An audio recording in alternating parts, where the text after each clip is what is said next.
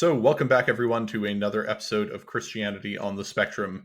This is a podcast where we talk about the intersection between autism, specifically ASD1, and Christianity, and all of the weird subcommunities that emerge from that.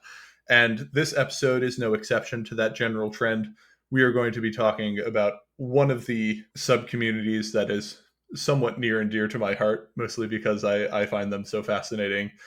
Last episode, we talked about the autistic radfems, so radical feminists who are autistic and also Christian. And I mentioned that there was another group that is sort of radfem adjacent, and they're a much larger group, and they are much more common, and you find these people a lot more. And they're what I call radfem adjacent, or more specifically for this episode, the name I use for them is gender fatalist, radfem adjacent, autistic Christians. That's a lot of words, so I'll just go with gender fatalist and we'll assume that's what that is. And to talk about that, I have found on Twitter, or sorry, X, formerly known as Twitter, one of the thought leaders of this group, whether she realizes it or not.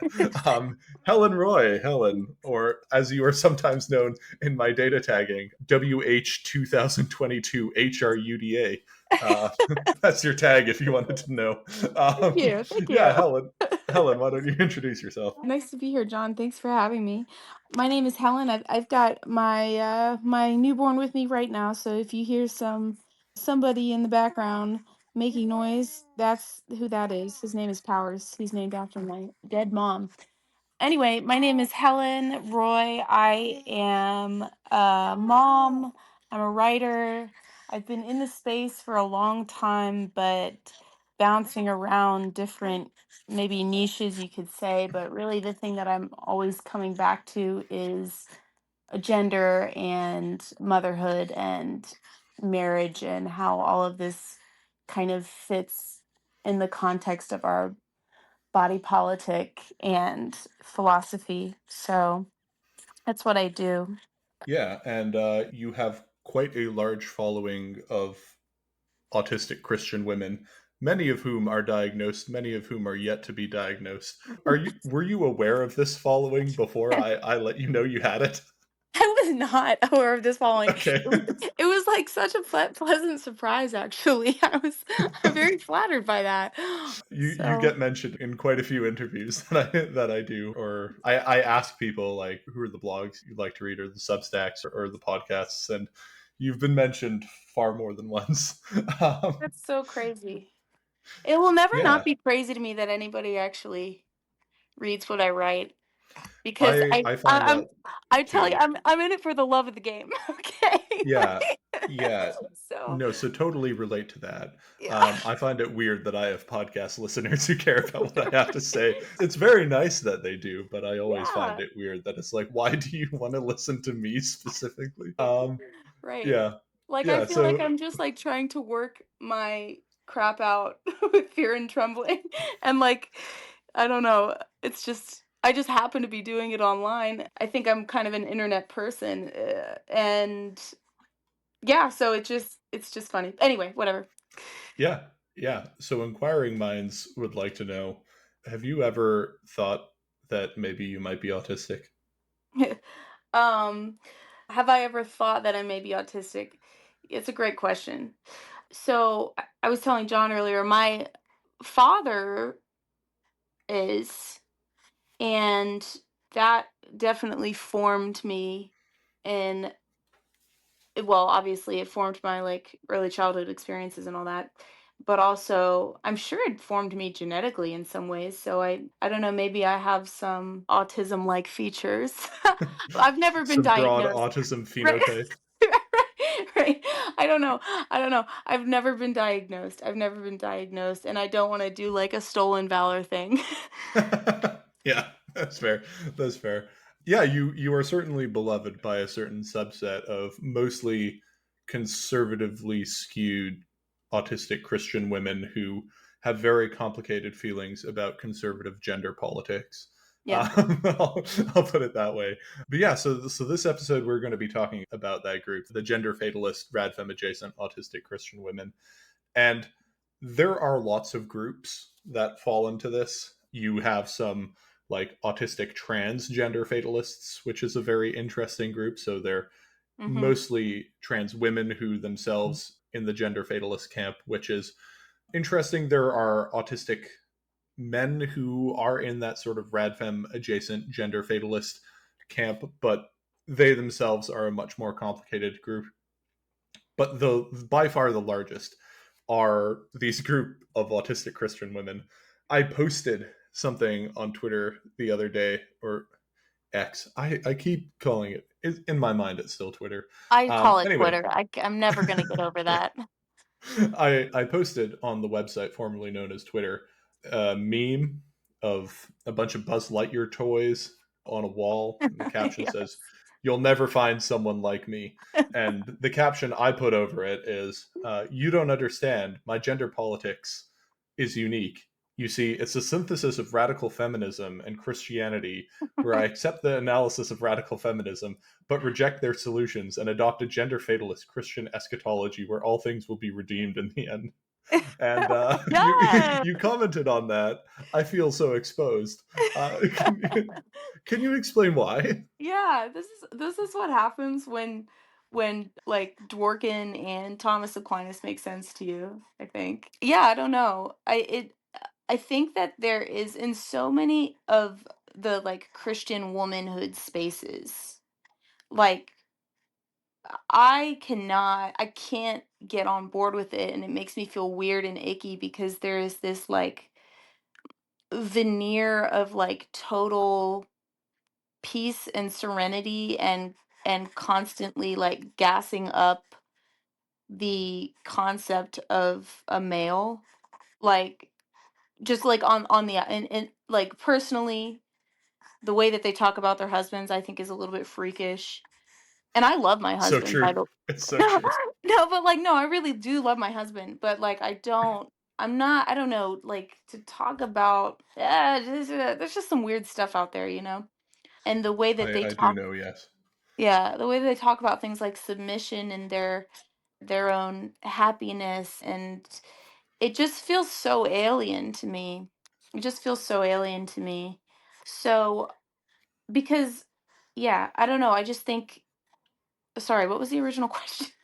Why did I The respond original that way? question is why did you feel like you were so Oh, exposed exposed by that. Oh, yeah, by yeah, me yeah. explaining the one of the most common positions held by autistic Christian women when it Yes, comes to okay. gender politics? Okay. Yeah.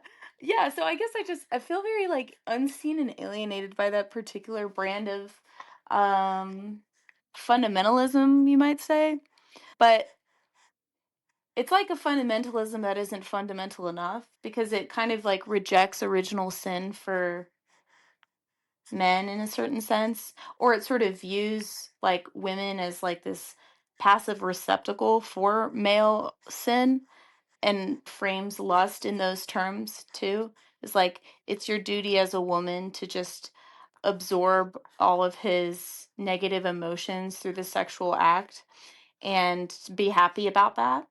That's sort of the vibe that you pick up when you watch a lot of these yeah, mommy bloggers and stuff like that. And it's not just the mommy bloggers, like they're repeating what is like that is more or less the theology of it. And I find that to be a very disgusting idea. Yeah. And it's a very kind of it's just repulsive to me. And so I think the more I guess where I would come around more to the agreeing with the conclusions of like second wave feminism is like well honestly they do, you know, like they're the ones saying that like men are like kind of Yeah. inherently evil and have this like unstoppable evil that needs some kind of outlet. And like I don't know, maybe the like real true like Dworkin extremists would say like like just put them all in mines and have them fight their way out. But then like the fundy Christian evangelical answer to that is like, oh no, just like give them a wife and let that wife absorb it. And Yeah. that's sort of The like the social technology of marriage to them. I often joke that Andrea Dworkin and a lot of these complementarian theologians actually agree on an awful lot. They just, they're like, this is what patriarchy is. This is how it functions. This is how it works. Right. And the big difference is Andrea Dworkin then at the end says, and this is bad. Uh, Yes. whereas they're like, but this is good, and this is how God wanted things to be. And Yes. Yes. yes, and yeah, so I find that a lot. Like that is again extremely common, and the reason I posted that meme was mostly because I find it really funny how basically, without ever talking to each other, without finding each other, a lot of autistic women that I study have sort of derived this synthesis through like the sheer power of autism and the weight of Christian misogyny just combined together. Just from first principles, they all sort of develop this ethic Yeah. that's like shockingly close to one another. And Yeah. then like they find each other eventually online, and they're like, "Wow, this is so crazy that Yeah. I'll hold this position." But yeah, Right. I had a previous episode where I talked about like gender roles and autistic attitudes towards gender roles, and I laid out the three positions. The most common one is like a gender role abolitionist who's like, gender is fake and dumb, and I don't think we should have it. Especially common for women. Mhm. When you get to autistic men, they have a wide variety of opinions, and a lot of them are mostly ambivalent because gender doesn't really affect them in the same way that it affects women. Right, exactly. The most common position is like gender role abolitionist, and then the next one is gender role enjoyer, and then say, but wait, there's a secret third, slightly more annoying category called the gender fatalists. And the way to sum it up is basically gender sucks. Gender roles are not good, but a lot of them are sort of inevitable due to the inertia of sexual dimorphism and the demands of reproduction. Yeah. And so, regardless of whether or not we like it, these things are sort of naturally going to reinvent themselves, whether we like it or not. And that's why I call them gender fatalists. They're Yeah. like, Yeah. I don't love this situation. I don't love that we're in it, but it doesn't do anyone any favors to acknowledge that we're not in this. and, Yeah. and it's sort of delusional to pretend that there is an escape out of this. Yeah. And what we need to do is, instead of trying to escape the inevitable, is to accept the inevitable. But there's still a lot we could probably do around there. We're probably never going to get to a point of total gender parity with women and men, because there's just a massive asymmetrical burden Right. for child rearing on women. And Right. yeah, so that's basically what the position is. And I started noticing it start to coalesce in 2015, but a lot more in 2017. And yeah, do you have any guess as to why that might be? Yeah, 2015, 2017. That's very interesting. I'm sure there was something astrologically happening. No, I that's actually when I started to like think about this stuff and get my mind around it too. I was actually living in China at the time in 2015. That was, of course, to answer your question, the lead up to that was the Trump V1 campaign. It sure was. And then 2017 would have been Trump V1 presidency. Yeah. So that whole time, 2015 to 2017 and 2016, you start to see these sort of radical questions because Trump really was kind of just like a world historical wrecking ball that kind of broke through, I think, the hum of normal on so many different questions. And race was one of those questions. Gender was another. And so and then the internet was like a huge part of that, right? So a lot of these, I think, a lot of people found each other. It was still, especially in like 2015, it was still a little bit wild westy. That is when, though, the censorship regime was kind of picking up on like YouTube and stuff. So, but regardless, 4chan was very active. Reddit was more active than it is today. YouTube, Twitter, like all of these spaces, I think a lot of this stuff was in the air, and people found communities um, during this time for that reason. Does that make sense? Yeah. Yep. Another big event was Brexit, so Yeah, especially absolutely. for autistic women in the UK. Another factor I think was that this is sort of the apex of progressive politics and online progressive. Like this is really where it starts to enter its ascendancy. I think Yeah, it enters its ascendancy here, and then sort of around between 2020 to 2022, I think that's when it stops being ascendant. People sometimes refer to like 2020 as like the peak of, or I mean, they say things like peak woke. I don't particularly like that phrase, but yeah, whatever. That's how people refer to it. But a lot of people who didn't quite fit into the progressive ideal at the time started to see, oh, I think we're losing. yeah, I don't think this is going the way that makes sense for me. And so they right. started to look online for other people who Yeah, were like them. yeah, that's so Um, true. I also another, think something that really drove me to the internet before I forget was the lack of humor that I felt within the progressive kind of regime around me. And the humor part of the internet was very attractive to me. yeah, Yeah. yep. Yeah, and another really big thing started happening post Brexit is the turf wars in the UK kicked off Yeah. hard in 2017 or Yes. 2016, 2017. And that's this. So this was a fun fact I dropped in a previous episode. But did you know that autistic Christian women on every single issue, except for one, are more progressive than autistic men. And the one issue that they're not more progressive than autistic men is on trans issues. Um, and yeah, so that started in 2017. That That's trend. very interesting. So that trend was not there before. Autistic Christian women were more progressive pre 2017, and then post 2017 is when you started to see it change. And Mm. that was mostly because a lot of the gender critical folks, like the straight up radfems, got kicked out of their left wing spaces. Yeah. Like the trans exclusionary radfems got kicked out of their spaces, and they didn't have anywhere to really go. And who's talking to Kathleen Stock in 2017? Mary No one Harrington. really. Yeah, Well, yeah. literally. Like it's Mary Harrington. It is a lot of Christians who are politically interested in ideas around gender and sexuality, and all of a sudden there's this new trans thing that came out. Yeah. And so a lot of Christians initially start attacking it, but really don't know how. Like Yeah. their attempts to address it are really funny now that we look back on it and be like, really, that's the tack you took. Um, Yeah.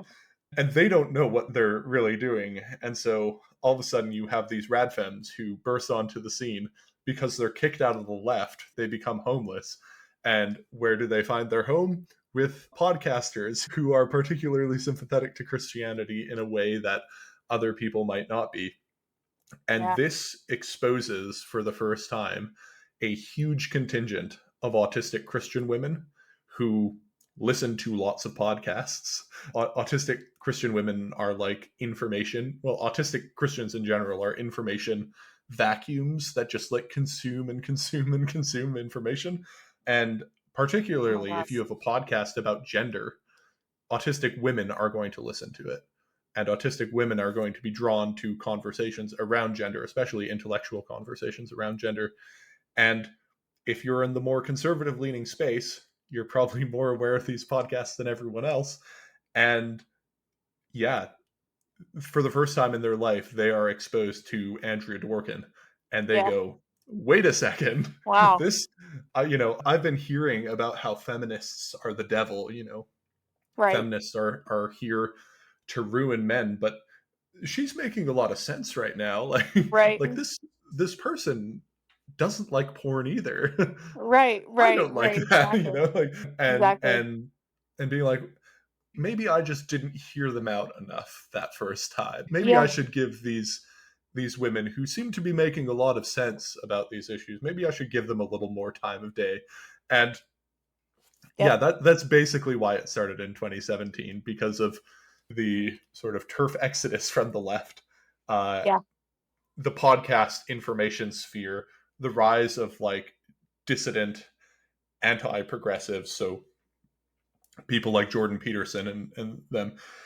This all creates this like information tornado perfect Mm. storm where Yes. where a whole bunch of Christian women for the first time in their life are exposed to ideas from the second wave when there was realistically no mechanism for them to be exposed to those ideas beforehand, Yeah. right? If you're a Christian woman and you are going to Liberty University, you're not going to be exposed to second wave feminism, and or if you are, you're not going to be exposed to it in a positive way, and then all of a sudden you are getting a sympathetic portrayal of it. You're getting it steel man Yeah. in the form of these these radfems coming on more Christian or at least dissident podcasts that weren't in the progressive sphere, and so that's basically where it started, and then it sort of just gained a lot of steam there. The people in the UK won the turf wars, like the turf side won the turf wars, and with that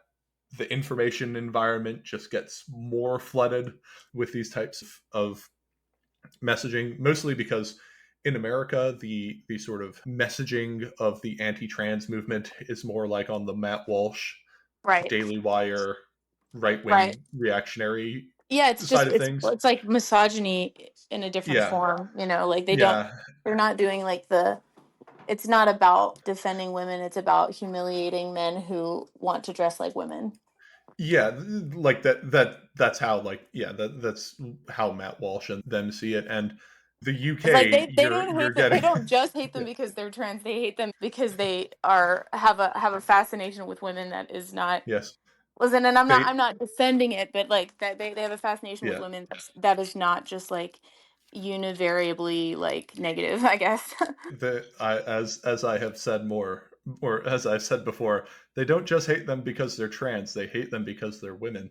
Yeah, Um exactly, and yeah, exactly. yeah, that a lovely phrase that every side hates when I say it. But yeah, so that's basically what happened. Most of these people in this group are made up of two categories. So they're either autistic Christian women raised in more conservative environments who sort of get crushed under the weight of Christian misogyny and are like Yes. there has to be a better way to think about this. This is Right. there has to be a better way to think about these things, like you said with the mommy bloggers and stuff like that. You Right. read through it and you're like, wow, if this is true, I am living in hell. Exactly. and and the other side are disaffected progressives who sort of bought into the promises of progressive politics and then became disillusioned with it for one of many reasons. So one of the episodes I was talking with a fine representative of this community. Her name is Maddie, and I did a bunch of episodes on autistic attitudes on gender and sexuality. And yeah, at one point she almost quoted Andrea Dworkin, where she's like, "Yeah, being a woman on the right sucks. Also, I wouldn't want to be a woman on the left either. It's like the Right. Dworkin quote, like to the right we're private, we're Perfect. property." Yeah, Exactly. Yes. and Yeah. and so they're sort of disillusioned from both sides. And Right. yeah, I often describe like some of these people, jokingly, of course, as women who were radfems mugged by reality, uh, where they start like when they're coming from the progressive side, a lot of them start as full-blown radical feminists and then start to become disillusioned with it, where they go, okay, great, but like I just had a baby, and it turns out that a lot of the things Right. they were saying, like a lot the social constructionist understanding of gender is very interesting and brings a lot of interesting conceptual models, but also, holy crap, this baby is literally attached to me. Yeah, like there's a I very can't like get it real off of me. embodied experience here. Yes, exactly. There's like the maternal Yeah. dyad. That is absolutely mind-blowing and radicalizing in so many ways. It's like impossible to express. And before that, oftentimes like you very inconveniently fall in love with a man who has theory of mind. and Yes. he sort of disrupts. No. Anyway. Hey everyone. If you're enjoying this podcast and want to support my work, please consider liking, subscribing, and commenting if you're listening on YouTube, or rating and reviewing the podcast on whatever app you listen to it on. Some people have asked me if they can support my research work and podcast or encourage me to continue doing this work that many autistic people find valuable. If my work has been helpful for you and you have the means to do so, I would appreciate if you could make a single donation or sign up for reoccurring monthly donations to the Against Malaria Foundation. I'll provide a link in the description. This is a very effective charity that helps prevent malaria by donating bed nets to people who need them. Each net costs around $2 and lasts for 3 to 4 years and protects on average 2 people. The statistics on this are well known. Every 600 nets that are provided saves one child from dying of malaria, and around 500 to 1,000 cases of malaria get prevented. Every single net matters. Even if you can only make a small donation, I would greatly appreciate it, as it really helps motivate me. So far, we've already raised well over $500, and I have to say, from the bottom of my heart, thank you very much to everyone who contributed. This does make a difference, and this really does help me want to continue pursuing this work. In addition, this podcast has merch. We use Teespring as a provider. I can provide a link in the description. There you can find many fun stickers that have themes that come up in this podcast, shirts, or mugs. Any of the proceeds from the merch will be donated to the Against Malaria Foundation and shared with the artists. That's all for now. Back to the podcast. Well, that's another really common thing is you start to date or you end up marrying a man who is thoughtful and intelligent and can give you many different interesting perspectives. And Yes. also, if a lot of these women will have boys, like Yeah. and then having boys, they start to go, okay, I've literally done everything right here, and this boy still thinks every stick is a gun. Yeah. Yeah. Yeah. What is going on here? Right. And a lot of the assumptions of radical feminism, as we talked about in a previous episode, stem from this idea of like a blank slate, like the tabula rasa, where Hmm. everyone is born more or less the same, and it is the socially constructed forces that create us to be one gender or another. Yeah. And a lot of these women, they go through life being like, yeah, that makes a lot of sense, because gender stereotypes typically don't work very well for autistic women. Most Mm. autistic women don't fit what it means to be a woman in most Christian contexts, don't do it very well. And so they are like, yeah, it does make sense that this is all socially constructed and all kind of BS. And then they have kids and they start to go, oh, actually, they're, Actually, they're, I am they're, like other yeah. girls. I am like other girls. Yes, yes, literally, exactly. It turns out I am like other girls. And it also turns out that some gender dynamics haven't arisen from socially constructed forces, but have arisen as a result of this wildly unequal burden of childbearing and child rearing that is Yes. that sort of gets foisted on women in a way that it doesn't get foisted on men. And that, yeah, like, sure, there are interventions and there's like formula and modern medical technology that can compensate, but Right. really, we didn't have that for most of time. And you start to realize that, oh, actually, a lot of reproduction is not tied into socialization, it's tied into biology. Yeah. uh, that's the thing that happens a lot of them also start to realize that, like, during this time in pregnancy, you are profoundly vulnerable, Right. and you are profoundly vulnerable in ways that you might not be in if you weren't, or just, realizing a lot of women who end up in this camp have a proximity to gender-based violence or sexual violence that they can't quite square with their previous positions, Yeah. and they start to realize, ooh, there are biological realities to a lot of these things that I hadn't fully considered. Mhm. And a lot of them are sort of just they get black pilled on gender, like sexual dimorphism is real and I hate it, type Right. of thing. Oh my gosh. Yeah. And like I wish it wasn't that way, but it so obviously is that way, and now I have to figure out a way to deal with that.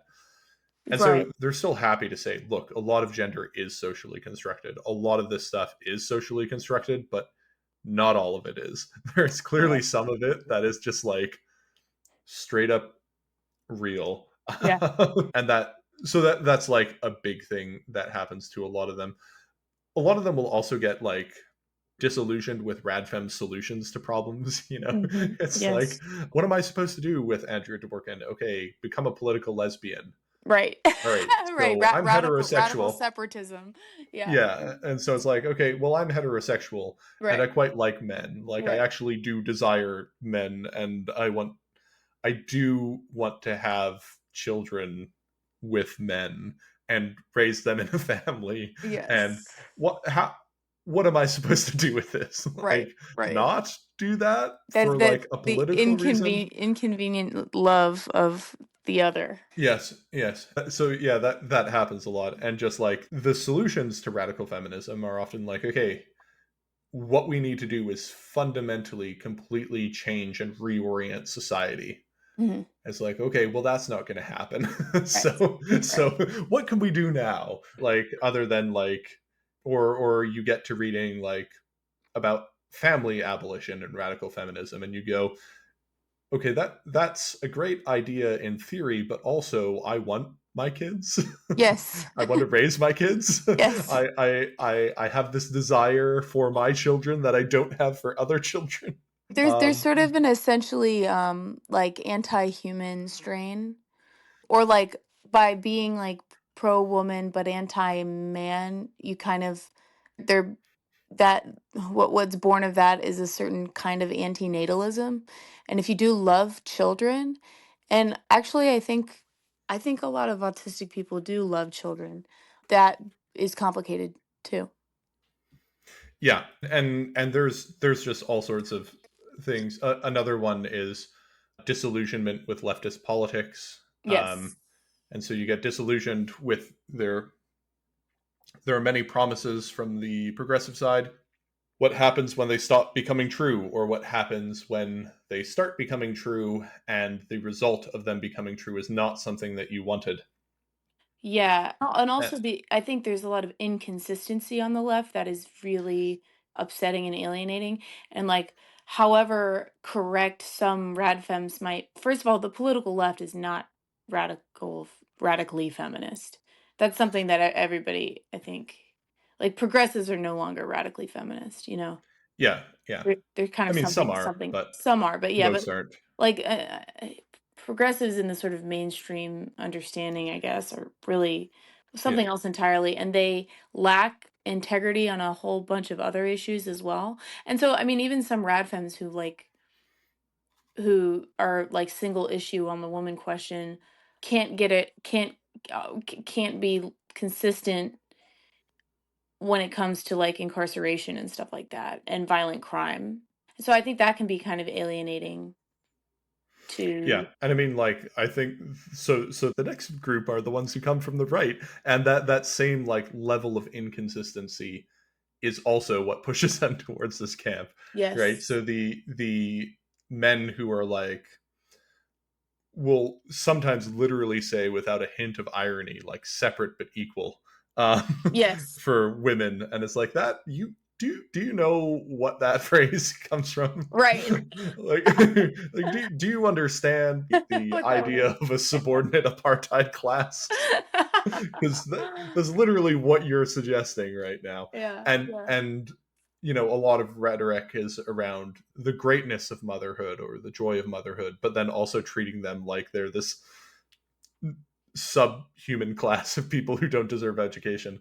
Right. Like a lot of autistic women who come from the right look at trad Christian values and go, I don't want any of this. Like Right. there must be a better way because this is hell. I am living in hell. Get me Right. out of here. Right. It's like Right? And men are a proxy for God, and then, oh, like, as it turns out, men are petty and can be vindictive and violent and cruel, and that's God? Wait, does yeah. God hate women? That's sort of the question I think a lot of us ask. Well, us, I won't say us, but a lot of such Oh, people it is. ask themselves. Yeah, you can say us. You can get the honorary card for this episode.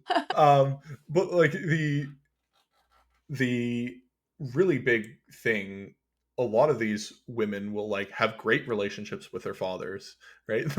They'll be in a sort of trad camp, and their fathers will be amazing, and then all of a sudden they start meeting other men in this trad camp and realize, Mm, oh, so my dad was the exception here.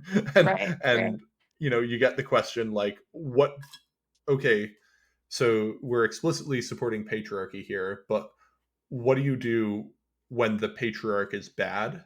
Mhm. Like, how do you deal with that? And or are we sort of creating a system where women are always to be subject to men who, some might be good, but some are definitely not. Yeah. It's sort of like the problem of monarchy, right? Where Mhm, it's like, mhm. okay, we've got a good king now, but what happens when his dipshit son takes over or whatever? Right, right. Um, that sort of problem. And like I was joking about before, a lot of trad men and second waivers come to very similar conclusions about how women are treated.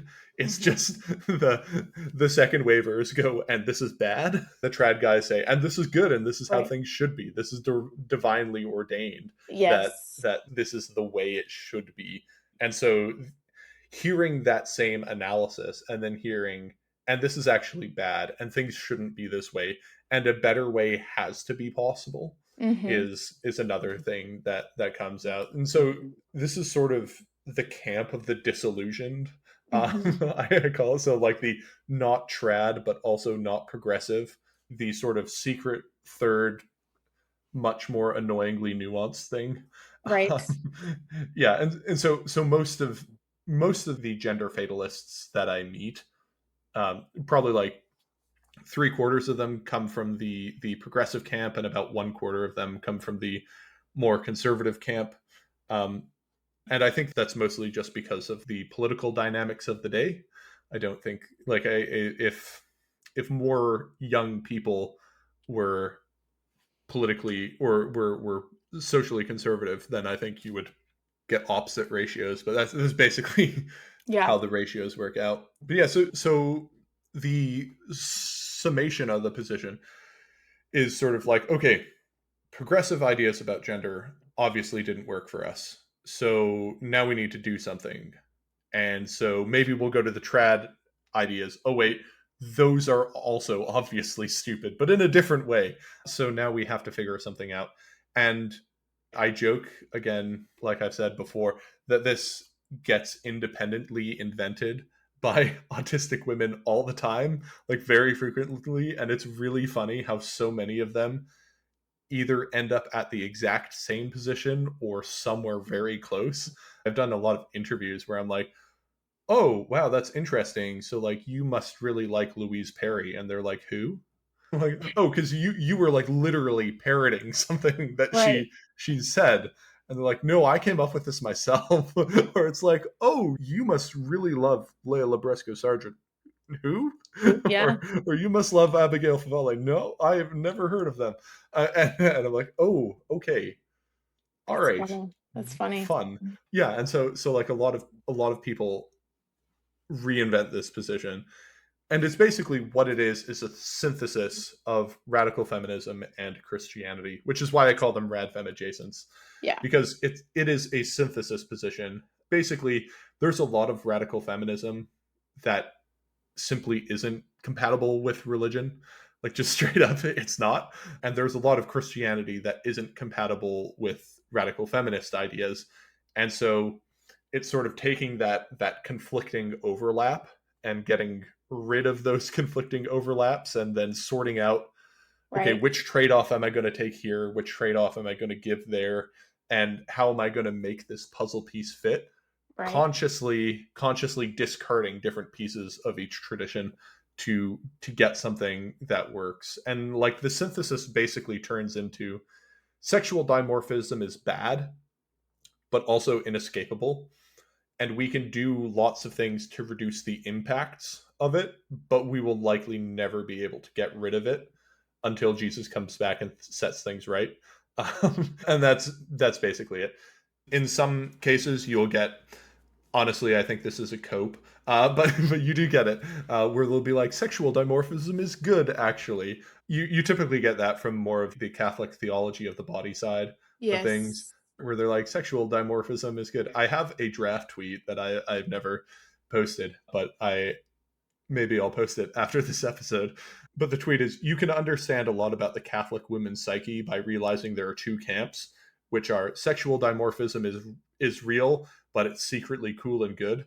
And then the second camp is sexual dimorphism is real, and oh god, the horror, the horror. Yeah. Yeah, I and think, well, I guess my take on that is that sexual dimorphism before the fall is good, and sexual dimorphism after the fall is bad. yeah, and we're currently living after the After the fall. fall. It's bad. Right, right. Yeah, But yeah, that being said, like, there's a way in which, the journey of life is kind of is just like deeply counterintuitive beginning to end, and all of the bad things that happen to you are very rich with grace and intimacy with God, suffering is like is an invitation to participate in divine grace, and in that sense it's almost like our punishment, you could say, for original sin.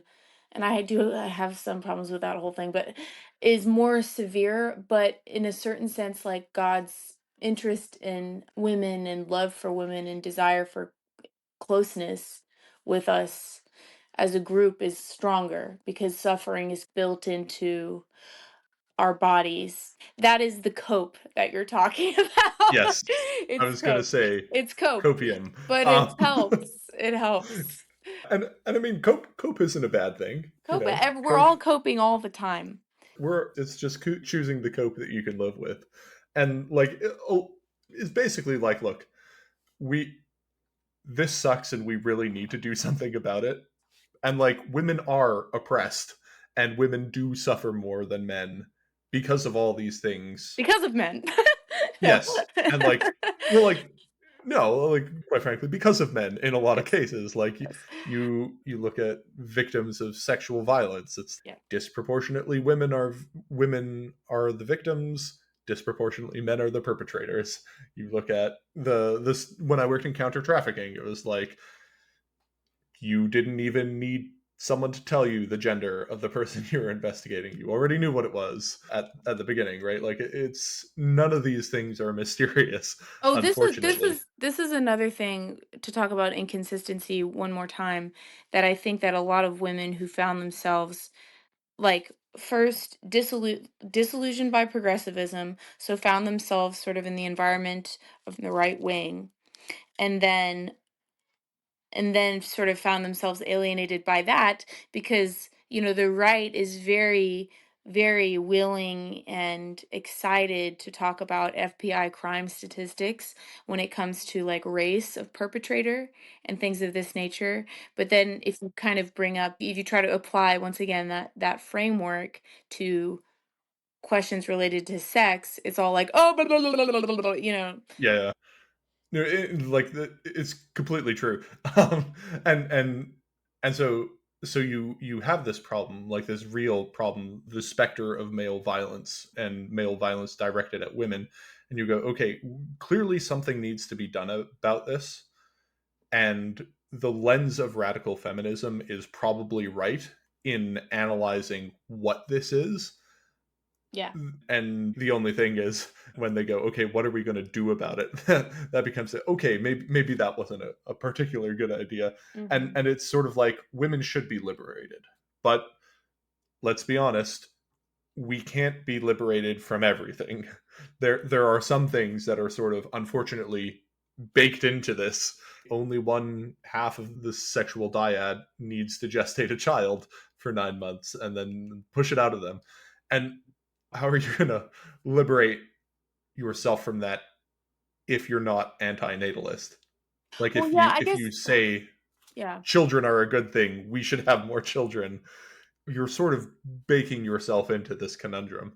I guess I have, I guess the liberatory framework is something that I struggle with because I don't know if liberation necessarily is the end, the proper end. Maybe Yeah. yeah, do you know what I mean? Yeah, no, so exactly. And it's like the liberation isn't the end goal because liberation is not an achievable goal, right? Mhm. Like Yeah. we're never going to get to a world where we have perfect parity with both sexes because both sexes just aren't in parity with each other. Like Leo Libresca Sargent's last book, The Dignity of Dependence, her she has a whole chapter about how women aren't like badly shapen men Yeah. or poorly formed men, and understanding that like projects of liberation that basically want to get men and women at parity probably aren't realistic because at the end of the day these aren't equal beings. Yes. Like equal in value, equal in dignity, equal in worth, yes, all those things. Equal in height, no. um, Yeah. you know, equal, Equal in equal, physical strength. No. yeah, Right. yeah.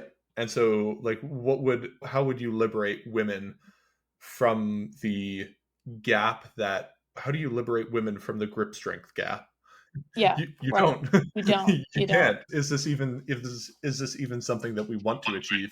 I Right. mean, maybe someone out there is like exoskeletons, but Right. like really there are a lot of these things that you look at the problems and they feel insurmountable and you're like, okay, I don't want liberation, maybe I just want freedom from these types of oppression.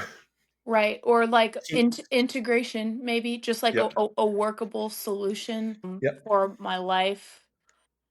Yeah. Um, So yeah. this is a conversation that comes up a lot in autism specific discourses where some people are like autistic people need liberation, and then you have people like me who are sort of blackpilled who are like, look, we just have a cognitive developmental disorder. Like we're never getting liberated.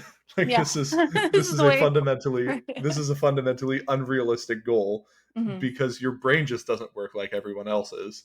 You are stuck. It Hmm. sucks, but like at the end of the day, what are we going to do about it in our lifetime? Probably not a whole lot. And so we just want accommodation.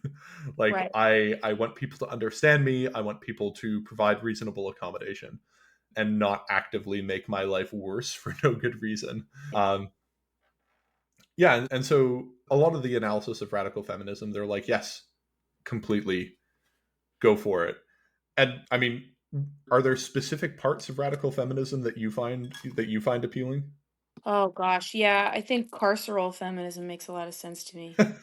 Okay, so I fun tangent. I have a friend named Madeline who works for Interpol, or maybe I can't remember if it's Interpol or she works for an agency that works for and not relevant. Anyway, uh, her Discord bio is carceral feminist. Yeah, no, she's super autistic. Anyway, There you go. yeah, yeah, she's an interesting person. Just don't ask her about trans issues. Anyway, yeah, and so like the taking those types of things seriously, usually the ones that they cite that they find a lot of resonance with radical feminism with are, when radical feminists talk about sexual violence, when they talk about the sexual objectification of women, when they talk about various things to do with the way that opportunities are denied to women in ways that shouldn't be denied to them and things Oh, like that. They're one like, more thing. One yeah, more thing that I feel very quite strongly about is the child sex doll industry. yeah, yeah. Stuff like that. I'm like, oh yeah, I definitely agree with the Radfems. Like we should actually just transcend any kind of local law and like just have like one global government go in and kill these guys. No, uh, I'm kind so, of being silly, but yeah. so with Madeline, we have a joke, and it's whenever we talk about these things, it's like, there's a pretty good there's a pretty good solution that they had in Bazir, which, if you don't know, is a reference to the Albigensian Crusades, uh, Oh, the Siege of Bazir, where the phrase "kill them all and let God sort them out" was allegedly said. Anyway, in yeah. Minecraft, in So Minecraft. yes, in Minecraft, of course. But yeah, so this is, yeah. If you work in counter trafficking, you'll get to that point. Yeah. Uh, Yeah. so hard, yeah. Anyway, those types of things um, appeal to them, specifically issues related. Like, I find a lot of them are particularly drawn to Catherine McKinnon and Andrea Dworkin, Yeah, for sure. specifically within the second wave, because Mhm. of their analysis of things like prostitution and pornography and Right. sexual violence and things like that. And there's this they clearly depart though from radical feminists on a lot of issues, and these all stem from, like, basically sexual dimorphism. Do you accept that this is a real, like, do you believe this is a biological reality, or are you a social constructionist? And if you drop the social constructionist idea, then you start to have to come to some conclusions that that are perhaps different. When you come to the conclusions that some of these things might actually be hard coded to an extent, you start having to drop a lot of stuff. So when it comes to analysis stemming from, like, patriarchal oppression of on along the axis of sex, sexuality, and reproduction, also surrogacy, they agree with Radfem's a lot on issues like surrogacy and things like that.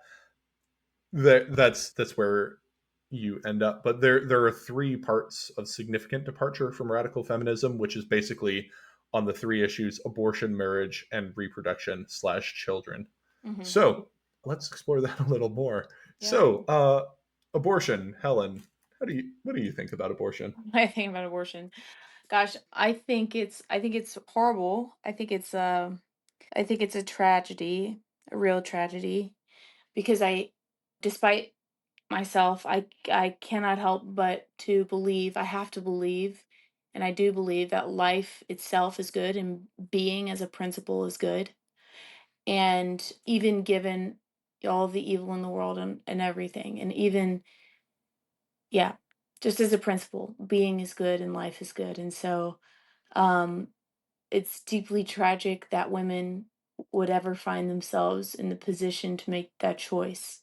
That being said, I also am horrified by the injustices that lead to that choice.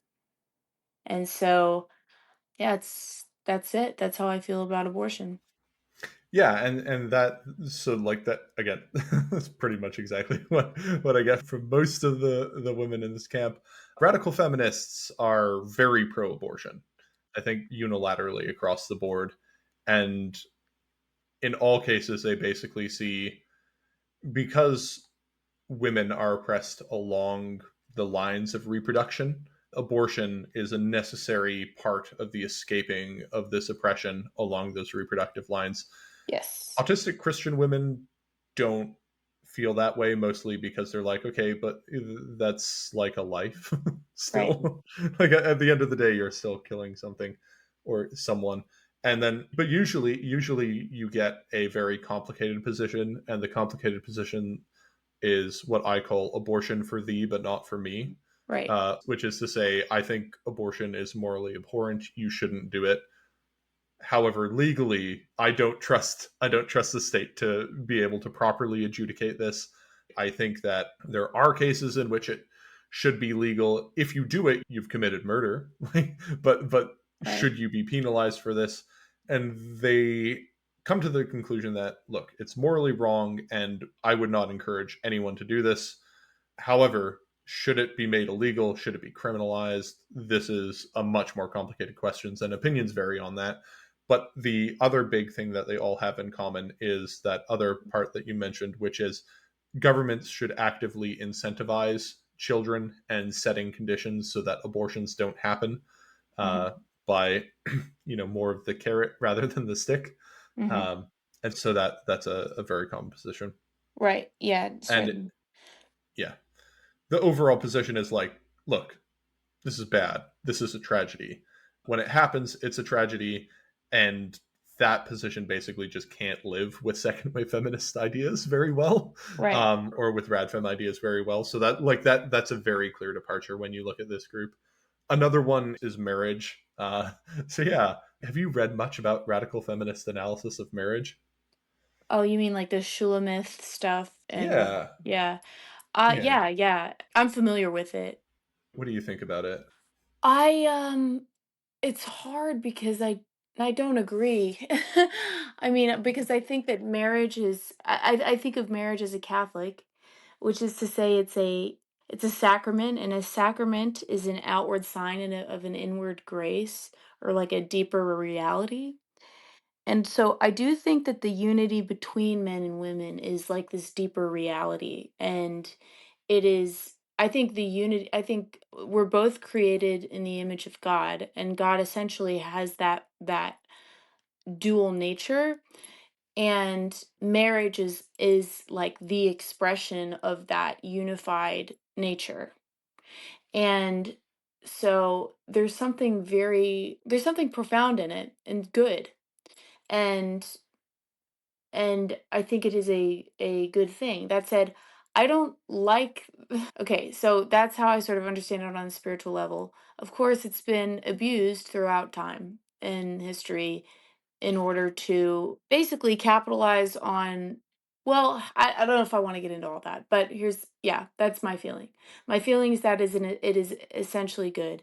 But then, because once again we are fallen, and because of the reality of the world, people have to be able to break out of dysfunctional marriages. And by the way, the church makes room for that as well. But Yeah, so like the radical feminist analysis of marriage is basically extremely critical, I think you could put right. it. Like they Like and they it's an point out just, essentially it's essentially yeah, patriarchal, it's essentially oppressive.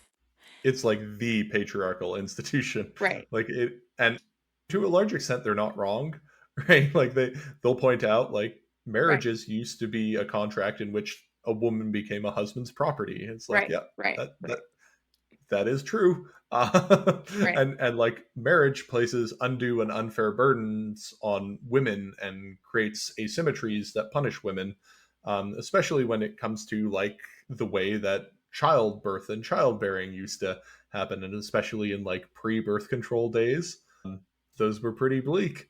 And even in a lot of post-birth control days, It could be these pretty are bleak. still, My grandmother used to volunteer in the Catholic community in Minnesota. She used to volunteer, there was like this women's ministry where they would go to help mothers of like a lot of children.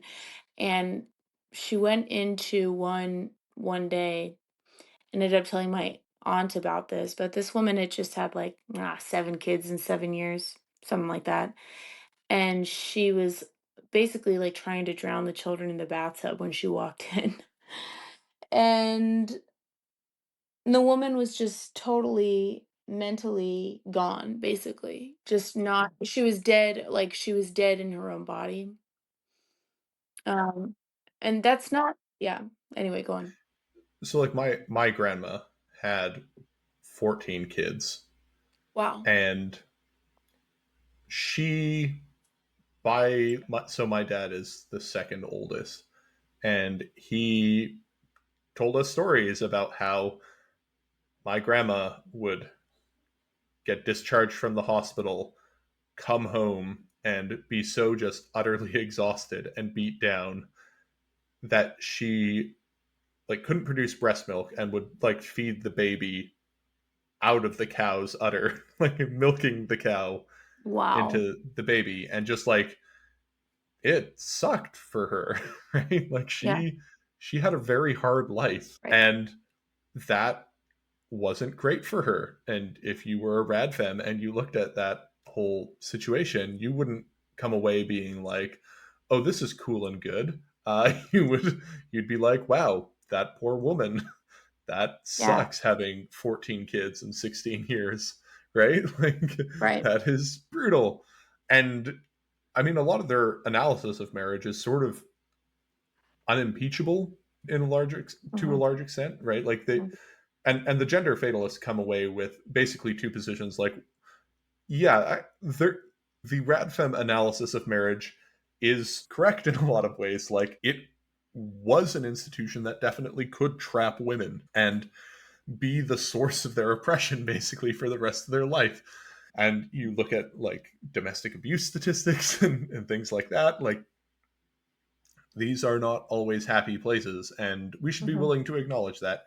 And like previous arrangements of marriage where women were literally property are bad, and where like women couldn't vote, or where women weren't allowed outside the home, or those types of things.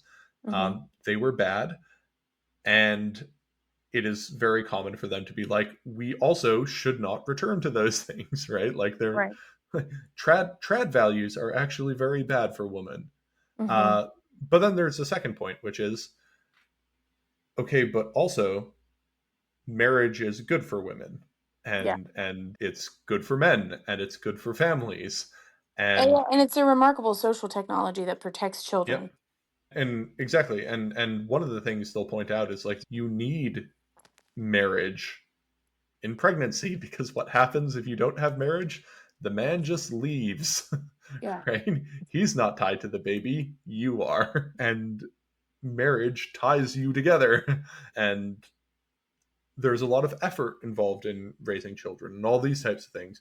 And it is, if it works well, it's a very effective social technology. And then, like you also mentioned, there are like sacramental and spiritual dimensions to marriage and things like that. And so they're like, okay, so we should be critical and discerning about marriage, but it is a redeemable institution. Like it can be cool and good and beneficial to for women, and especially beneficial for them when they become mothers. We shouldn't return to the old ways, but we should move forward with this idea that marriage can be good and can work. And especially, like you mentioned, as a useful social technology for safeguarding children and women, and sort of reimagining the institution and redesigned with this sort of safeguarding of the vulnerable population in mind. That's usually what they'll say or how they'll go about it. Yeah. Anything else to add on the marriage front? No. No. I've been reading a lot of Jungian psychologists lately, and so I'm really thinking Rip. about things in terms of like integration of the shadow and like more on that like psychological spiritual bent. So that's sort of where I'm coming from. I've like stepped away from the politics temporarily. So that's why I keep giving these answers. Yes. Yep. Makes sense. Yeah, and then finally you got reproduction and children, which is I Yeah. think another big place that the gender fatalists break from the radfems, where a lot of radfems are very black pilled on children and reproduction, Hmm. sort of anti-natalist, I think it's fair to say. A lot of them are like, we should be having fewer children and fewer Hmm. people should be reproducing, Hmm. and also really big into things like abolition of the family, Hmm. and things like that. And You know, there is a real early church fathers were low key like that too, though. they were based. It's kind of funny. Yeah, there are many fun conversations I have with my radfem friends about the early church and early church fathers, and being like, do you know what Saint Basil thought about prostitution?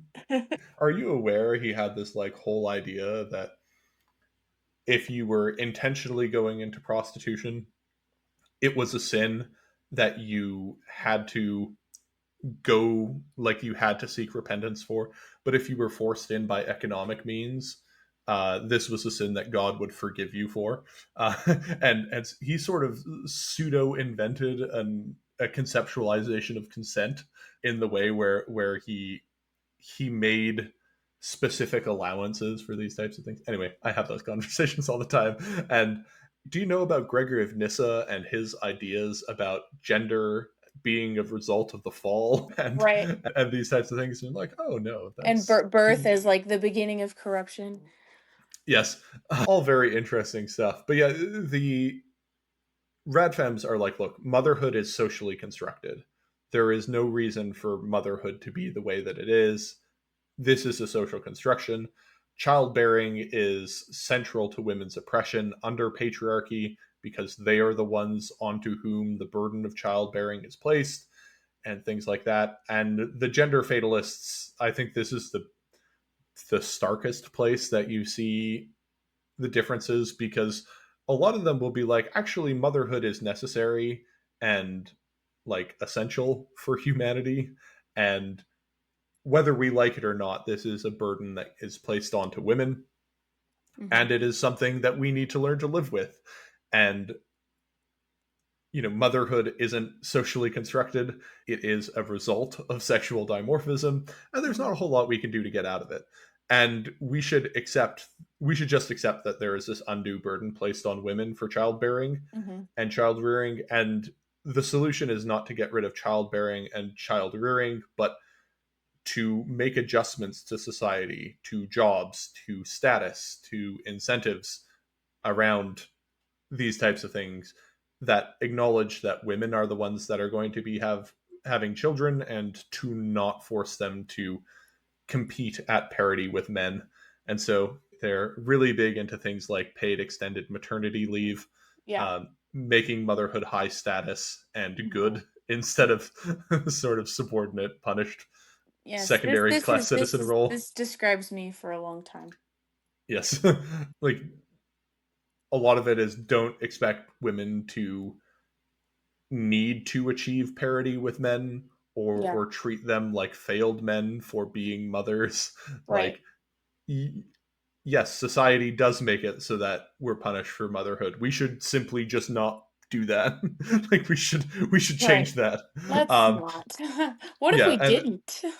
yes, what if we stopped doing that? People will be like, isn't this a utopian pipe dream? And many of them will be like, well, we abolished slavery and that was sort of a utopian pipe dream, so I'm Right. sure we could make minor adjustments to the way that like society is run to incentivize motherhood instead of punishing it. Yeah. Surely that is an easier task. Sure. I mean, And so and like, also, like, a lot of yeah, people talk about the economic disruption of doing things like that, but actually, slavery is a pretty apt metaphor because that was a huge economic disruption. exactly.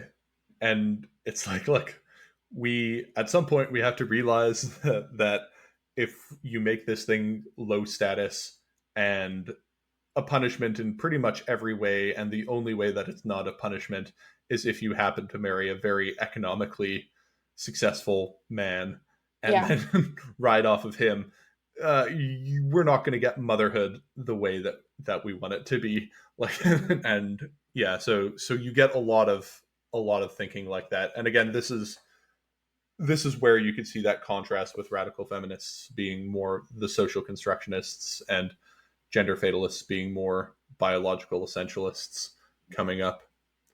Other things that you get with this, I have very well documented all the pipelines that lead to this.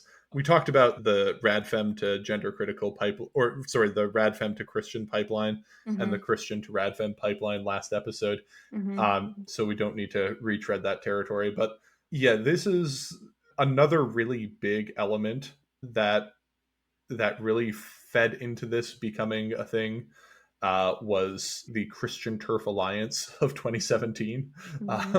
I call it, yeah, and then a really huge increase during COVID, and then probably the biggest increase and the biggest solidifying it, where it became like much easier to point to, was after Louise Perry released her book, The Case Against the Sexual Revolution. Mhm. That sort of went viral in online autistic Christian women's circles, and things around that. And that even though at the time Louise herself wasn't a Christian, she Mhm. sort of became a central rallying point, and then all the other people that were sort of around her built this ecosystem or this related ecosystem. Yeah, the biggest indicators of like what, where, or how you're going to end up in these positions, like if you had to guess, what would you say would be like the most radicalizing thing or the most common thing that people cite as radicalizing that gets them into this position? That's an interesting question. A lot of people have who had parents who had really difficult relationships with one another. I think that sometimes a divorce can in childhood can be a sort of like a psychological trauma that it takes many years to unpack, and you know many different attempts to explain to oneself, because I think children turn stuff like that inward. And it is really just true that our parents' generation was like not thinking and for the most part not thinking and talking about how can we like make our life work and get along. For whatever reason, the boomers just were who they were, and they didn't seem to like care about that. I mean, unless you got kind of lucky, but I just know a lot of that generation, and I know a lot of people whose parents were in that generation, and they weren't like emotional intelligence is something that they kind of make fun of. So anyway, that's something that I actually think, so it's not really an acute radicalizing experience necessarily, but I think that kind of thing really lays the foundation for this kind of thinking, especially as a woman. And another thing that I would say that boomer fathers did is raise their daughters like sons. And if they didn't have sons, that was just a thing. And I guess when I say like raise their daughter like sons, just no acknowledgement of like the unique experience of becoming or being a woman and what that would like look like in one's life. There was no acknowledgement of that, I think, for many women our age. Yeah. So that is a sort of underlying passive factor that I see in a lot of this. Yeah. Another really like if you look at acute radicalizing factors, motherhood by far is the biggest one. Um, 100%. so like becoming a mother, and then if you have a boy, that has some effects. I found the biggest effect is if you have a girl, and then Mhm. you go, oh God, it's a girl. She's gonna have to deal with everything I had to deal with. Yeah. Yeah. That's a that's a big thing that I hear cited a lot. Another one of those sort of passive underlying factors that gets cited a lot is hookup culture and sex positivity. Not delivering on the promises. I mean, that like when I said Louise Perry's book sort of started to cauterize the various flowing factions and glob them all together. Her book was basically about, actually, I think this whole sex positivity hookup culture thing is bad and didn't work, and yeah, we should not do that. And so that type of thing, and being in this malaise and being like, okay, there has to be another way, and then that other way they start looking into a Christian sexual ethic that is divorced from tradness and purity culture, but still like Yeah. useful, Right. and so you get a lot of that. And then another big one is proximity to sexual violence or gender based violence, domestic abuse, Yeah. that type of thing. And and I think that a lot of these women like wake up to the fact that the um if they'd engaged in sexual promiscuity or anything like that, that was like a form of self-harm. And so sometimes, yeah, I've seen that too. Yep, that Those exact words have been said many times. Also, a lot of them will like link these things to like their eating disorders and Yeah. other like substance abuse issues and things like that. And it's sort of Right. like, okay, the promises that I was given have failed in some way. Basically, in all these cases, the underlying radicalization factor is I was given an idea of how this was supposed to work and it didn't. So, like when you were talking about parents and parents not like being attuned to the needs of their children, that causes, it's like I something was supposed to be one way and it absolutely didn't come up. Or having ideas about motherhood and then becoming a mother and being like, oh, actually this sucks. Yeah. And yeah, like all these things are basically like I was promised something and then those promises didn't actually come through. Yeah. Yeah, another really big factor as to why this is a thing or how this gets radicalizing is a critical mass of autistic women get in these spaces. And then you're an autistic woman. And so you, generally speaking, feel isolated from other women. Like a, Like I'm in real not like life. other girls. Yes, I'm not like other girls is a very common experience. And then Yes. all of a sudden you go online and you find a whole bunch of girls who you are like, and you're like, wait a second, I am like other girls. Right. Yes, exactly. Yeah, Yes, and then the you don't have to do like the performative thing. yeah, yeah. And so you basically find your people or you find some people like you and then you go, "Wait a second. Okay, this is where it actually is. This is where we should be going from now on." Yeah. And yeah. Yeah. Yeah. So that's another really big factor is there are just already a lot of autistic women in this space who sort of think like you, and then you meet them and you go, "Oh, finally, my Yeah. people." I guess there is a way that I can think about my own gender and my own relationship to gender with other people that isn't Yeah. radically alienating in a way. Right, right. Oh my gosh, So yeah. It's funny. Yeah, that's it's I think that's the thing. Yeah, I why I'm addicted to the internet. I can't get off of it probably is because, for my whole life, like pre-internet, um, and I just was in I don't think that other women were sort of experiencing their life through this like having to sort of like analyze themselves in that sense.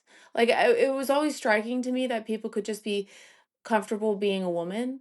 Like I've said this on other podcasts before that like if I was born in 95, if I was born in 2005, I would have very quickly fallen down the transgender pipeline probably. many such cases. But like yeah, the gender alienation is extremely common. And like I've already talked about why the ideas of radical feminism are very appealing to autistic women. You can go back to the last episode where you can hear all about why they're drawn into these ideas. But then like we talked about, there are points of dissonance. So imagine you find a community that don't have these points of dissonance. You go like, oh, there's a way I can sort of integrate radical feminism and Christianity, so I don't Right. have to give up one or the other, and I can be in like a community of other weirdos Right. who I are don't have to mostly be autistic. alone. Yeah, Right. yeah. It's why this happens. Like I joke that a lot of autistic Christian women, just by their life experiences, have sleeper cell radfem programming built Mm. into them and they're just waiting for their activation phrase and then they hear the activation phrase and then they meet a whole bunch of other autistic women like them in these spaces and they go, oh yeah, this is obviously what I should be doing. Yeah, anyway, that's that's what this is and that's why this is a thing. Do you hopefully this has answered everyone's curiosities Yeah. to the extent that I have been able to. If you have any more questions, you can email them to me or find me on Twitter and or I guess Blue Sky as well and ask them. People on Blue Sky don't find me nearly as funny as they find me on Twitter.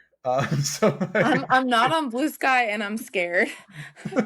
yeah, it's fine. It's fine.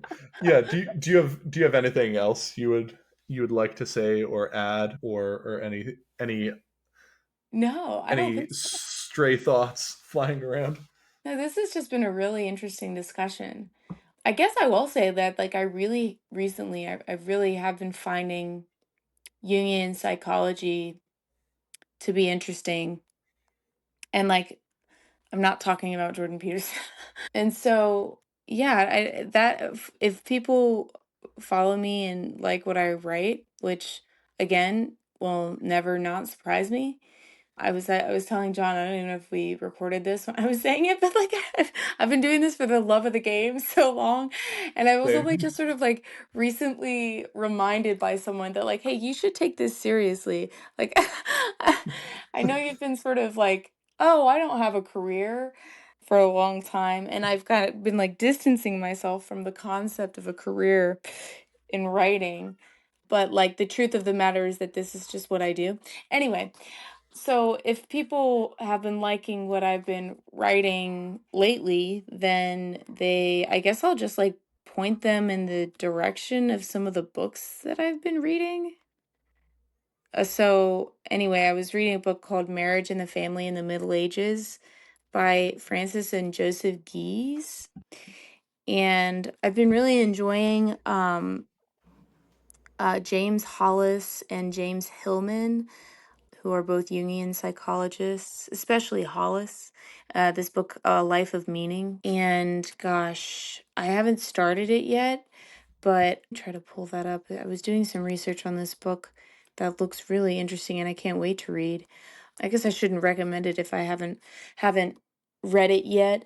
But actually, Carl Jung was good friends with a priest named Victor White for a long time, who would just kind of go back and forth with Jung about the concept of the unconscious and the shadow, and how that can fit with the tradition of Christian mysticism, and where they diverged in interesting ways. Anyway, so Victor White, that's sort of next on my list. He's got a book called God and the Unconscious that I'm excited about. Yeah, I'm interested in dreams right now. I'm sort of, I don't know, I'm kind of on a new interesting beat behind the scenes.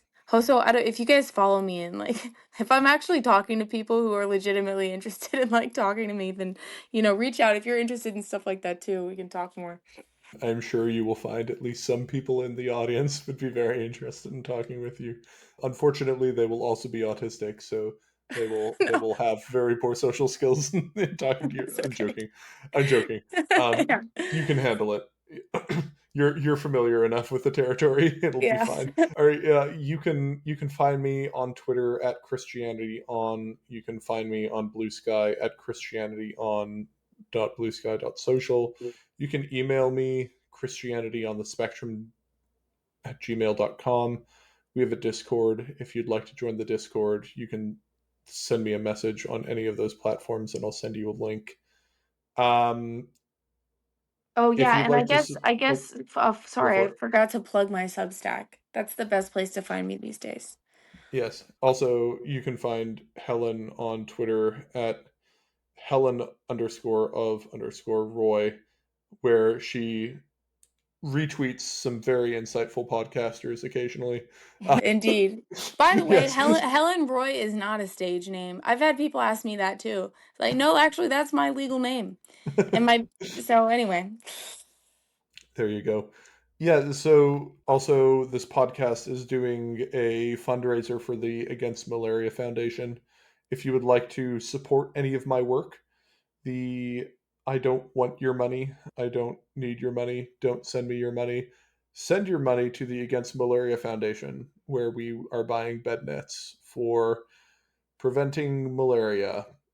Malaria is bad. We do not like it on this podcast. Statistically speaking, we are inching ever closer to saving the life of a child. Statistically speaking, in 222 nets as of the recording of this podcast, we will statistically speaking save one child from malaria.